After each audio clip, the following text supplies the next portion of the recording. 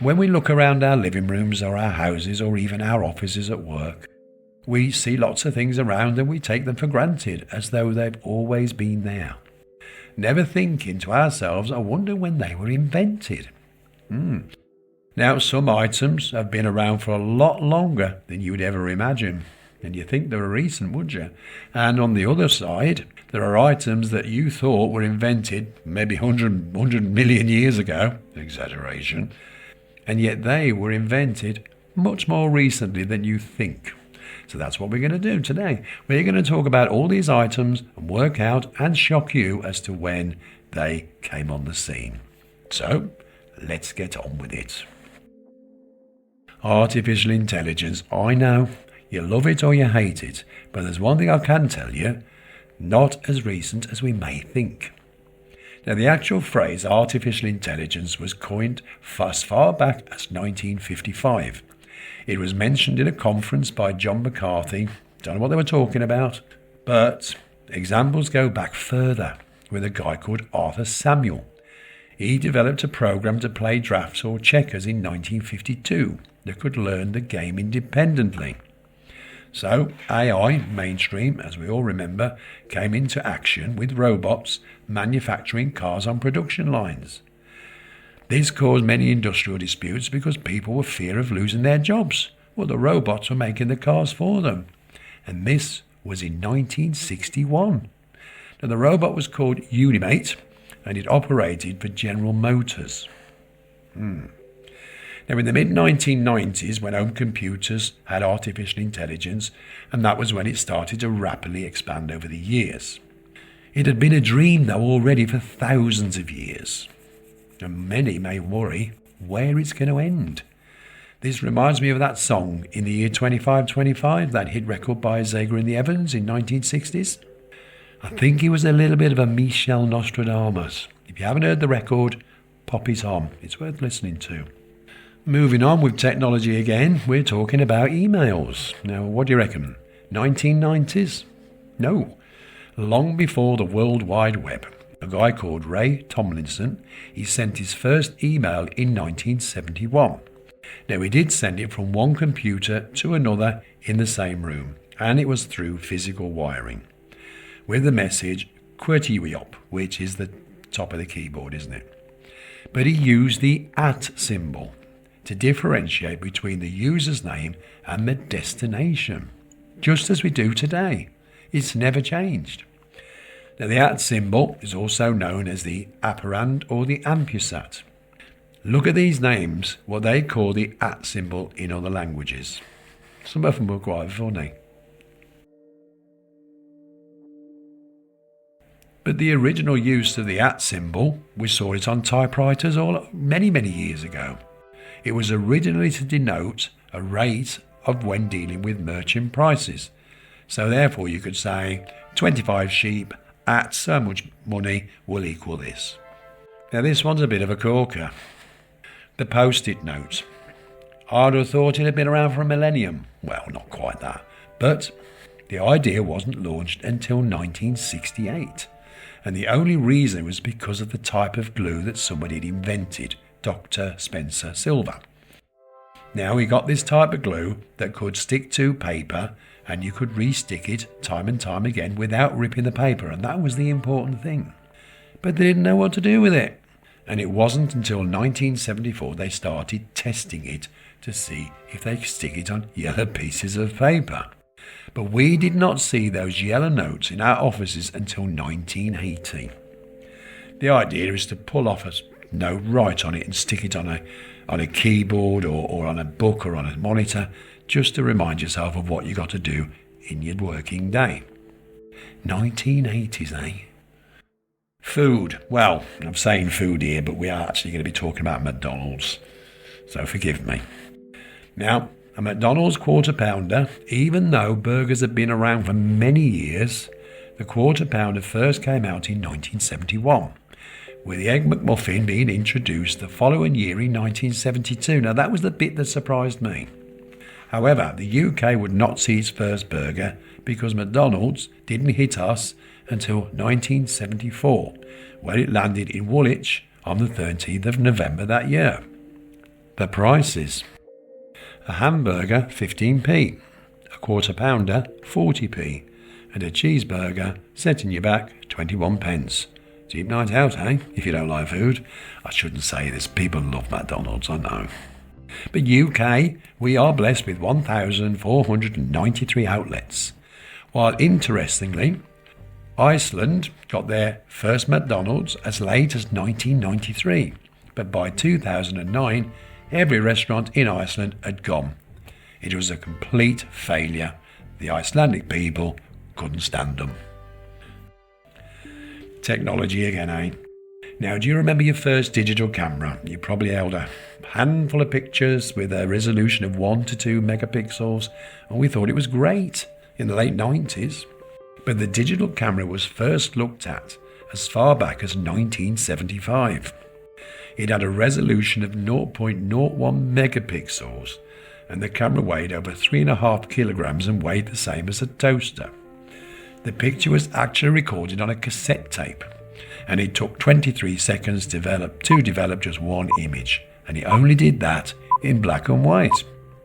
Kodak realised it was a waste of time and abandoned the idea. So the first compact digital camera came on the market in 1989 by the Japanese company Fuji. Just a quick extra fact though, the first public photo booth hit Manchester in 1928. It was called the Photomat. It would take another 40 years to get a colour version. I remember seeing them in Woolies back in the 70s, and a cost of 20 pence for 4 photos. They're about £8 now.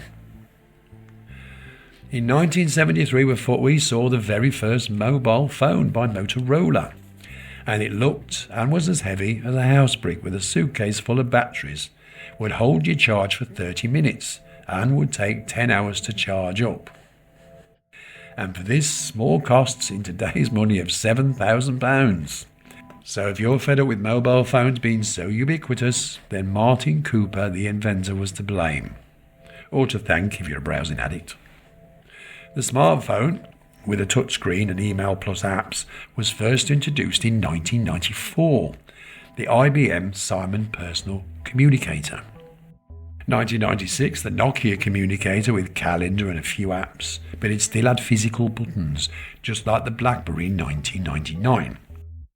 Apple iPhone in 2007, well, we all know what happened with that, followed by Android in 2008. Funny that Motorola still exists today. It's actually owned by Lavono. And whatever happened to Nokia? Well, they had a little look. Nokia, who did the snake game and all them phones that we all had, the Nokia 3310, they don't make phones anymore, but they have a massive business in development, so they're still on the go. It's nice to know, isn't it, really? Next up, the disposable lighter. You know, the ones that you can't refill? Why did we need a disposable lighter? Well, a lot of people bought expensive lighters as presents when smoking was everywhere, wasn't it, in the 70s? But they kept losing them, going down the pub and coming home with nothing. So Bic, thought they're the pen people, by the way, they launched the disposable lighter in 1973. And that was much later than I thought, to be honest. It was cheap, and if people lost them, they wouldn't really care so much. Mind you, they did use to conk out before the gas was all used up anyway. Have you ever had a lighter where you had to use one with no gas and one with no flint and use one to light the other? Yeah, I've done it before.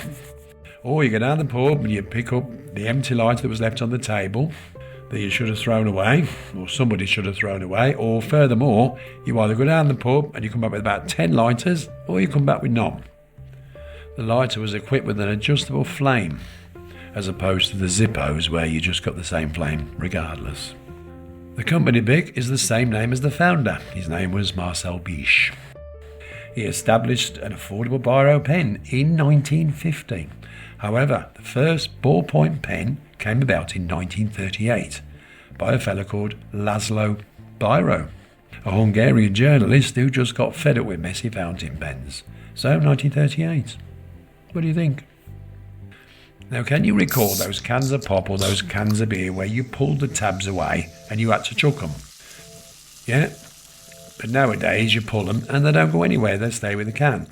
Now, the idea was to save these tabs being thrown away for litter, and they did cause a sharp edge around the can itself. So after many attempts, the pull tab remained as part of the can, and it was replaced in 1977. Again, I was a bit surprised at that date as well, but I think it might have been faded out over a few years. Something that I've only ever seen in comedies, typically in the 1970s. For example, Steptoe and Son. You'll get this in a minute. It's the waterbed. I'd love to hear from anybody who has actually owned one. Now, the waterbed was introduced in the 19th century, but was only for medical purposes, for relaxation and certain painful ailments. However, in 1971, a company in San Francisco launched the commercial waterbed.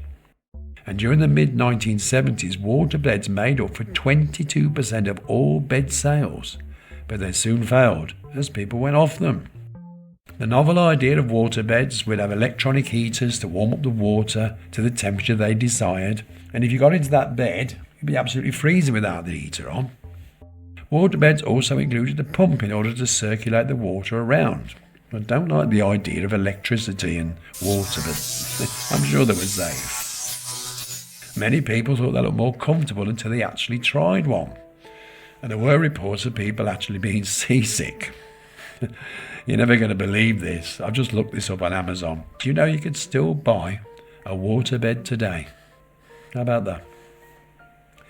Right. Who remembers the Rubik's Cube, huh? It was the toy of the 1980s, and it was voted the best toy of the decade. So you'd think it would be invented then, wouldn't you? But it wasn't. It was invented by a guy called Rubik. It was actually invented in 1974. But it took nearly a decade for it to catch on. And boy, did it catch on. I wonder whether you owned one and how you managed to do it. Did you throw it up the wall? Did you get the book? Or did you just put your foot on it? Well, he did rather well, because he ended up selling over 500 million of these cubes by 2026, and they still sell well today. We're going to finish off with some delicious food. Well, have a listen to this. We know jelly or jello, if you're in the USA, is all sweet and lovely with strawberry and orange flavours. And I know it's been around for donkey's years. But what about that savoury jelly? Tomato flavour, sardine flavour, pepper, meat flavours. They sound absolutely delicious, don't they? But in the 1970s, someone decided it would be a great idea to introduce savoury jellies when went with their lovely meal or their buffet. Well, we do use jellies around tin meats today. We call them aspic jellies, where people either love or hate them. Let me know in the comments whether you ever fancy a cucumber and mint flavoured jelly, and invite me round for your little soiree or your candlelight supper with your prawn cocktails and your glass of Blue Nun and all that. I love the 70s.